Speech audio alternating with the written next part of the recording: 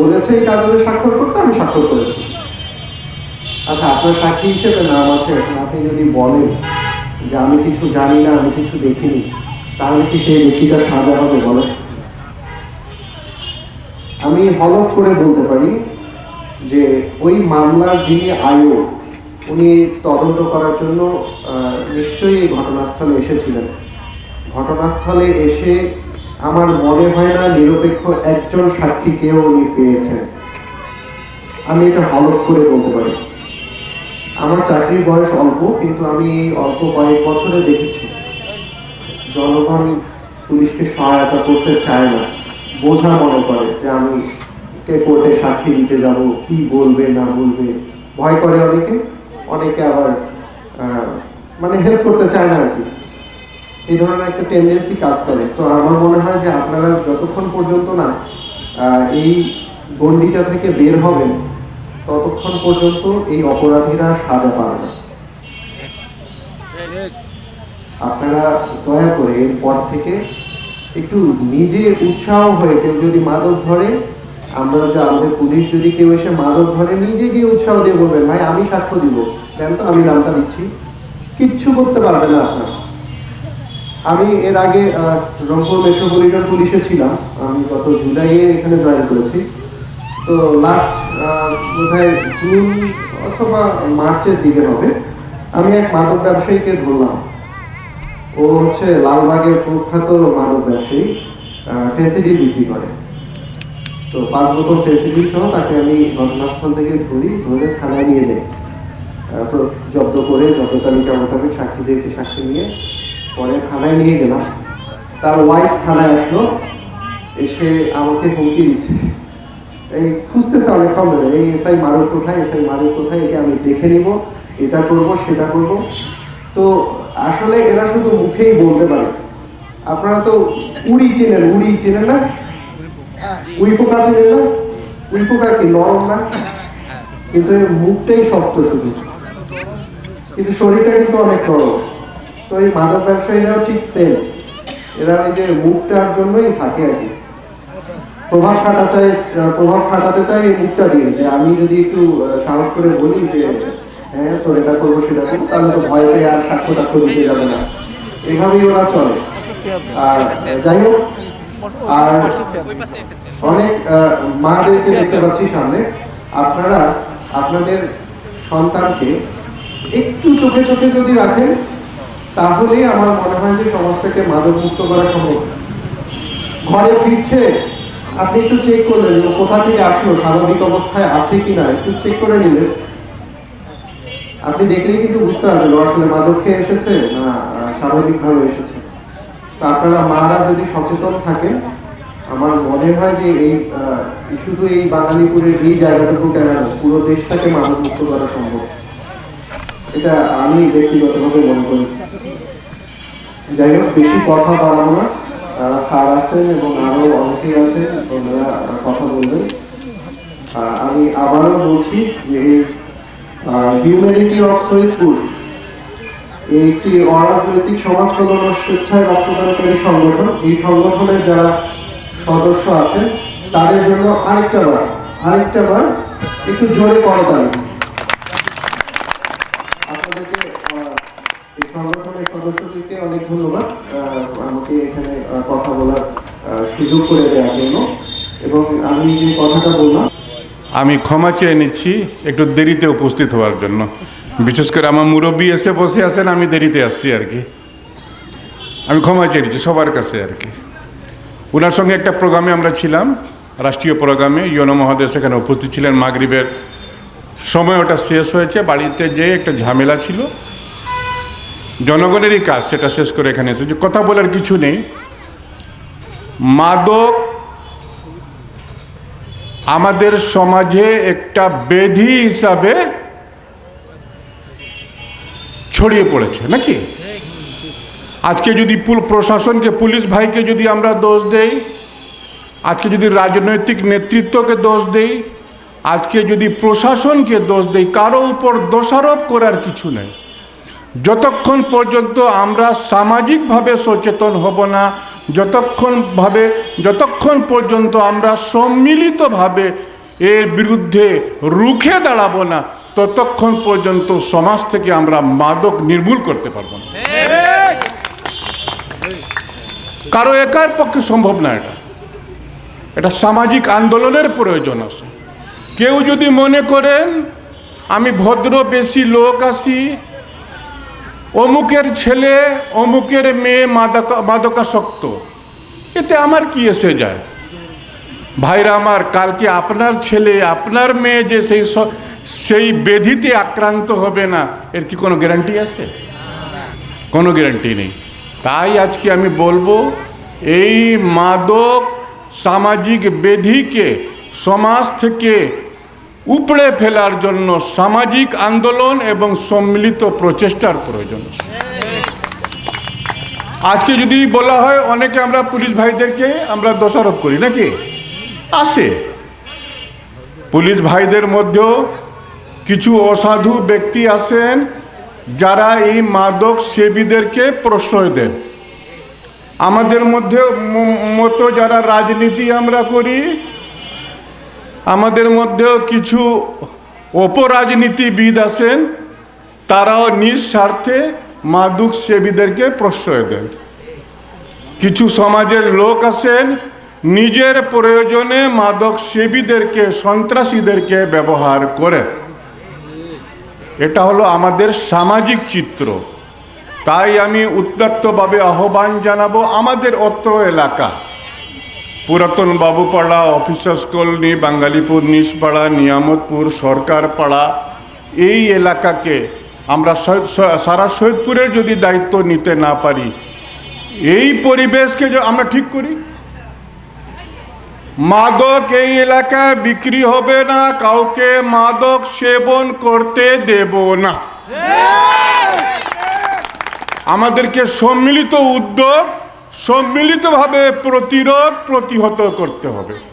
এই কাজ করতে যে হিউম্যানিটি অফ সৈয়দপুর, আমার ভাইয়েরা যারা এই আন্দোলন শুরু করেছেন, তাদের সঙ্গে আমরা দলগতভাবে একাত্মতা প্রকাশ করছি, আপনাদের এলাকার সন্তান হিসাবে একাত্মতা প্রকাশ করছি।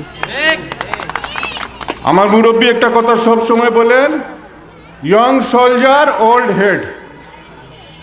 উনি বলেন কিন্তু একটা কথা, বাহু যদি শক্তিশালী থাকে আর হেড যদি ওল্ড থাকে, এটা যদি সমন্বয় ঘটানো যায়, সমাজে যে কোনো কাজ করা যাবে। আজকে গফুর ভাই বা আমিও বা আমরা যারা আছি, যতটুকু উদ্যমী হব না, তার চেয়ে বেশি এই তরুণ সমাজ উদ্যমী হতে পারে। যেটা আমরা বারবার বলি, স্লোগানের মাধ্যমে, কবির ভাষায় বলি, এখন যৌবন যার মিছিলে যাওয়ার শ্রেষ্ঠ সময় তার। এখন যৌবন যার যুদ্ধে যাওয়ার শ্রেষ্ঠ সময় তার। যদি তুমি ভয় পাও, তুমি নিঃশেষ। যদি তুমি রুখে দাঁড়াও, তুমিই বাংলাদেশ। সমৃদ্ধশালী বাংলাদেশ, সুখী বাংলাদেশ, সন্ত্রাস মুক্ত বাংলাদেশ, মাদক মুক্ত বাংলাদেশকে দায়িত্ব নিতে হবে তোমাদেরকে, আমাদের নেতৃত্ব দিতে হবে তোমাদেরকে। আমাদের নির্দেশনা থাকবে, আমাদের সহযোগিতা থাকবে। তাই অত্র এলাকাকে মাদক মুক্ত করার জন্য হিউম্যানিটি অফ সৈয়দপুর, আমার ভাইয়েরা, আমার মুরব্বীরা সম্মিলিতভাবে উদ্যোগ গ্রহণ করব। এই উদাত্ত আহ্বান রেখে সৈয়দপুর মাদক মুক্ত হোক, সৈয়দপুর সন্ত্রাস মুক্ত হোক, যে সমৃদ্ধ সৈয়দপুরের, যে উন্নত সৈয়দপুরের আমরা স্বপ্ন দেখি, এই স্বপ্নকে যেন পুরোপুরি আমরা বাস্তবায়ন করতে পারি, এই উদাত্ত আহ্বান রেখে আমি আমার কথা এখানে শেষ করছি। এমন কোনো পরিবার নাই, এমন কোনো আত্মীয় স্বজন নাই, আমার পরিবারও নাই, আমার আত্মীয় স্বজন নাই, এরকম কোনো পরিবার নাই যে তারা মাদক মুক্ত আছে। আজকে অত অকপটে কেউ স্বীকার করে না, সত্য কথাটা বলে না। আজকে একটা পরিবারকে ধ্বংস করার জন্য একজনই যথেষ্ট। ডাক্তার যদি ভুল করেন, একটা রোগী মারা যায়, 1%।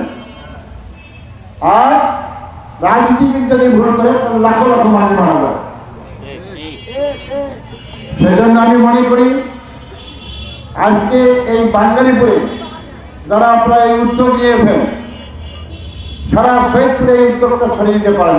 যদি দেন, তাহলে মহান আল্লাহর কাছে এই জন্য শুক্রিয়া করবো এবং এটাকে একটা সাধুবাদ জানাবো আমাদের দল থেকে। তোমরা গোটা শহীদপুরে যাতে মাদক মুক্ত এলাকা হয় আমরা সেটা আশা করি।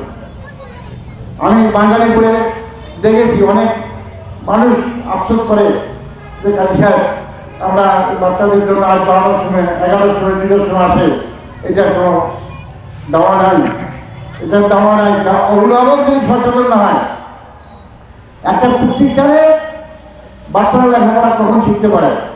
শিক্ষক, প্রতিষ্ঠান, অভিভাবক সবারই সমন্বয়ে একটা বাচ্চা মানুষ হয়।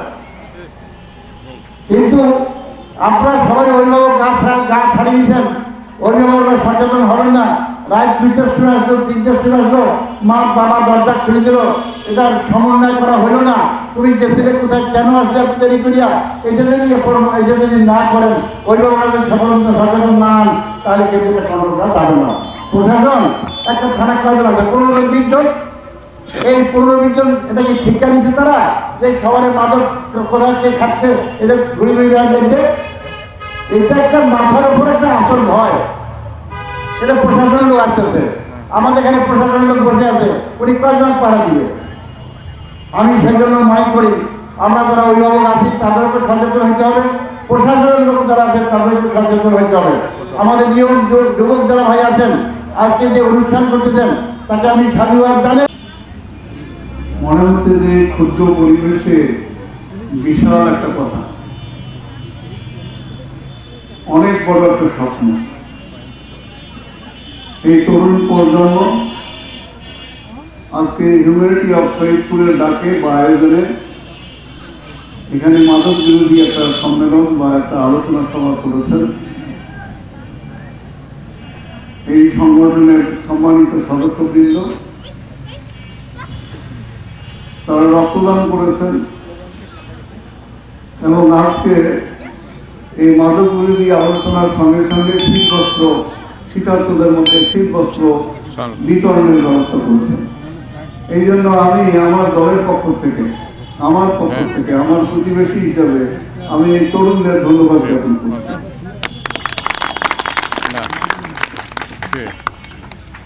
আজকের এই আলোচনায় উপস্থিত আমার শহীদপুর রাজনৈতিক জেলা বিএনপির সংগ্রামী সহসভাপতি কাজী একরামুল হক, এখানে উপস্থিত আছেন আমার নেতৃত্ব দিয়েছিলেন এই ছাত্ররা, এই তরুণরা, এদেশের ছাত্র সমাজ।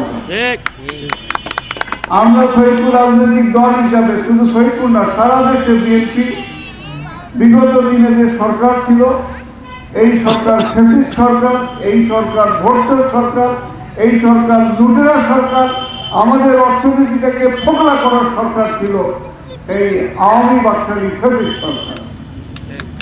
কোটা বিরোধী আমরা বহুদিন আন্দোলন করেছি, কিন্তু আমরা দেখেছি সেদিন এই ফ্যাসিস্ট সরকারের দোসররা অনেক সময় প্রশাসন বাধ্য হয়েছে, অনেক সময় প্রশাসনিক কর্মকর্তা তাদের একেবারে কি বলে অন্তরের অন্তঃস্থল থেকে পরম বন্ধু হিসাবে দেখা দিয়েছে। আজকে বলতে দ্বিধা করি না, আমাদের আজকে শহীদপুর থানার সম্মানিত কর্মকর্তা বসে আছেন, বিগত দিনে তাদের আইজিপি ছিল যে যারা আন্দোলন করে সংগ্রাম করে আওয়ামী লীগের বিরুদ্ধে কথা বলে মাটির 7 তল নিচে থাকলেও তাকে নাকি খুঁজে বের করবে।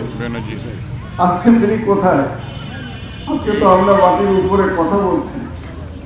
5ই আগস্টের আগে আমাদের এরকম কথা বলার সুযোগ ছিল না। আজকে খুবই ভালো লেগেছে।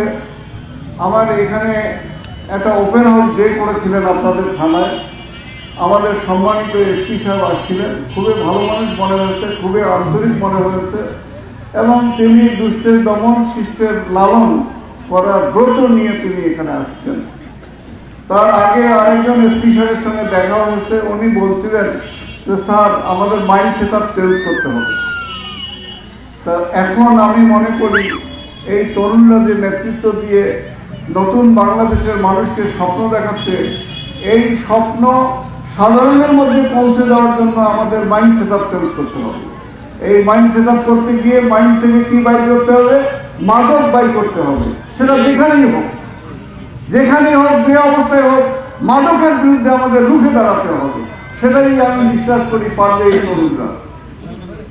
তরুণরা যদি এগিয়ে আসে, তাহলে আমি বিশ্বাস করি দেশের সর্বস্তরের মানুষ আপনাদের পাশে দাঁড়াবে। শুধু দরকার তরুণদের এগিয়ে দেওয়া।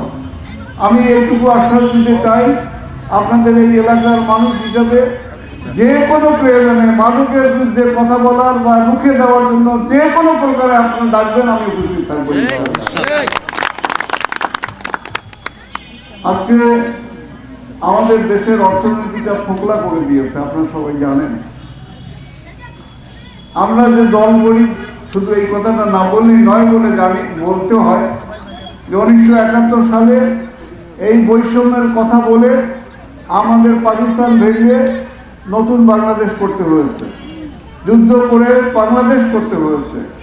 কিন্তু আমরা দেখেছি নতুন বাংলাদেশের যারা স্বপ্ন দেখেছিলেন, যারা বৈষম্য তুলেছিলেন পশ্চিম এবং পূর্ব পাকিস্তানের মধ্যে, তারা ক্ষমতায় এসে আবার মানুষের কণ্ঠরোধ করার জন্য বাকশাল করেছে।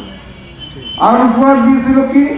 সেই সময়ের উপহার হলো দুর্ভিক্ষ, সেই সময়ের উপহার হলো তাদের দলের নেতাকর্মীদের লুট, এবং সর্বশেষ একটা সাধারণ এক্সাম্পল বলি।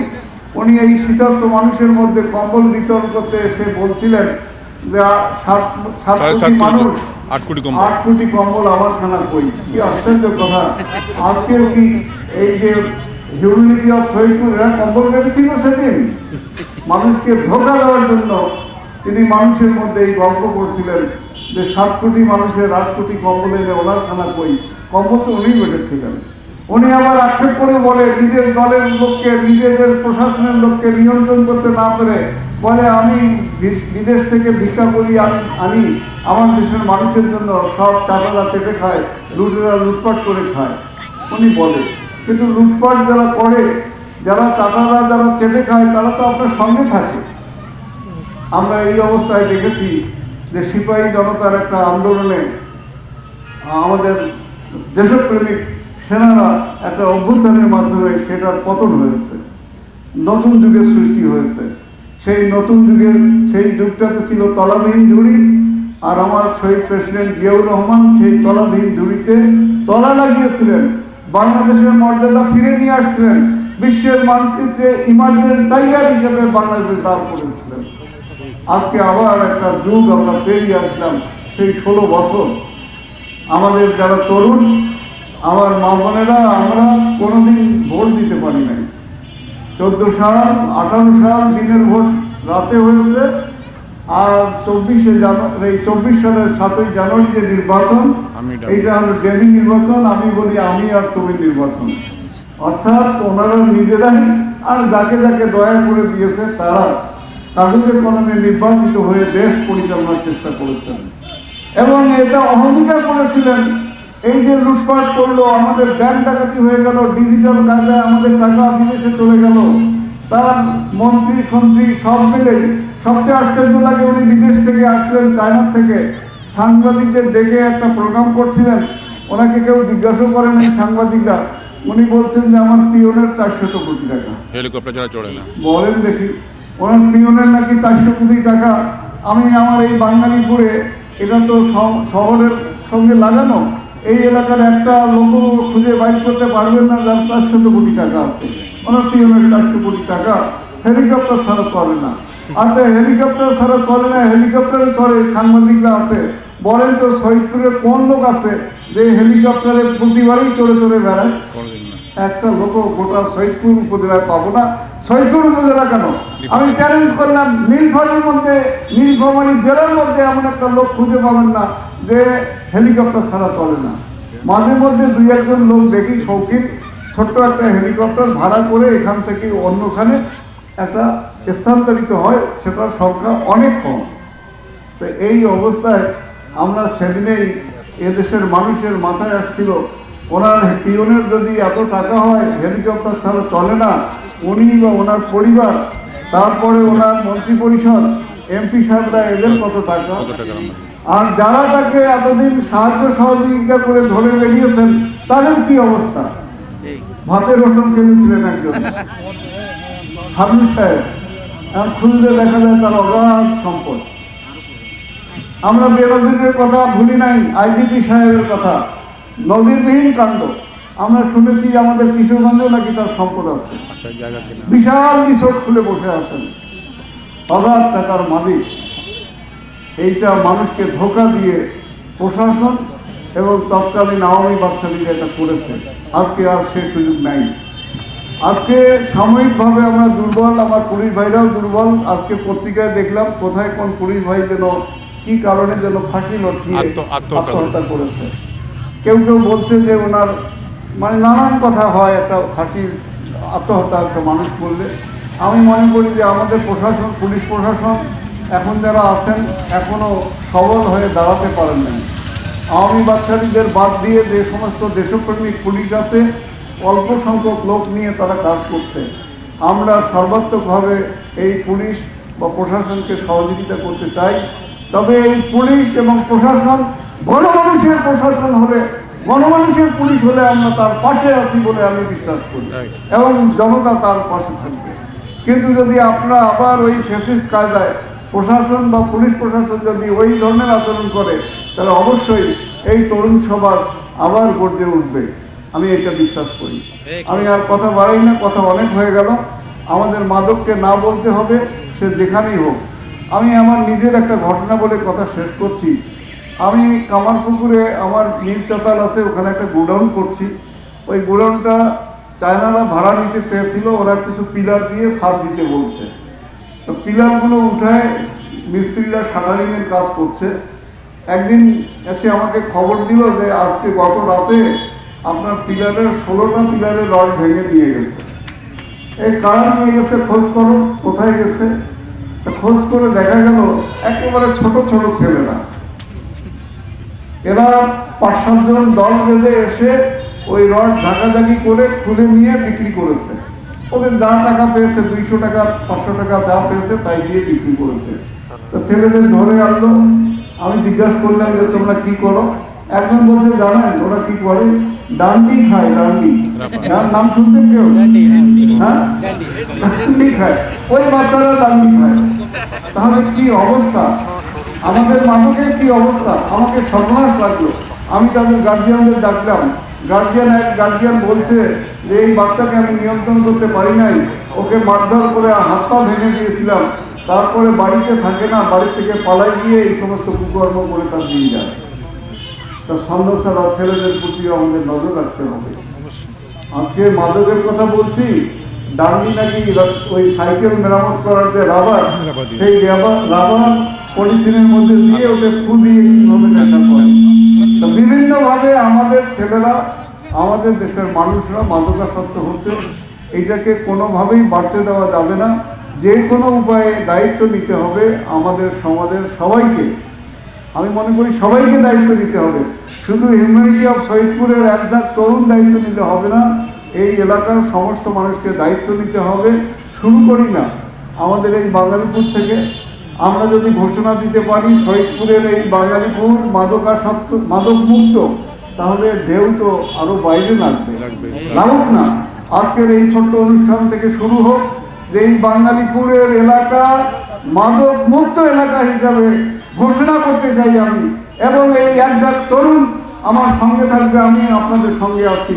সৈয়দপুরের এই এলাকা আজ থেকে আপনার নজরে রাখবেন, আমাদের এলাকা হবে মাদক মুক্ত এলাকা। আমি আর কথা বাড়াই না। আজকে আমার মায়েরা বোনেরা আসছেন এখানে, তারা শীতার্থ, তাদের জন্য দর্শমান্য অ্যারেঞ্জমেন্ট করেছেন। আমি এটা দেখে খুব খুশি হলাম। আমি এই তরুণদের অর্থাৎ হিউম্যানিটি অফ সৈয়দপুর, আমিও আমার পক্ষ থেকে 50টি কম্বল তোমাদের হাতে তুলে দিব। তোমরা আমি সর্বশেষ সবাইকে ধন্যবাদ দিয়ে আমি আমার কথা শেষ করছি। ধন্যবাদ সবাইকে। আসসালামু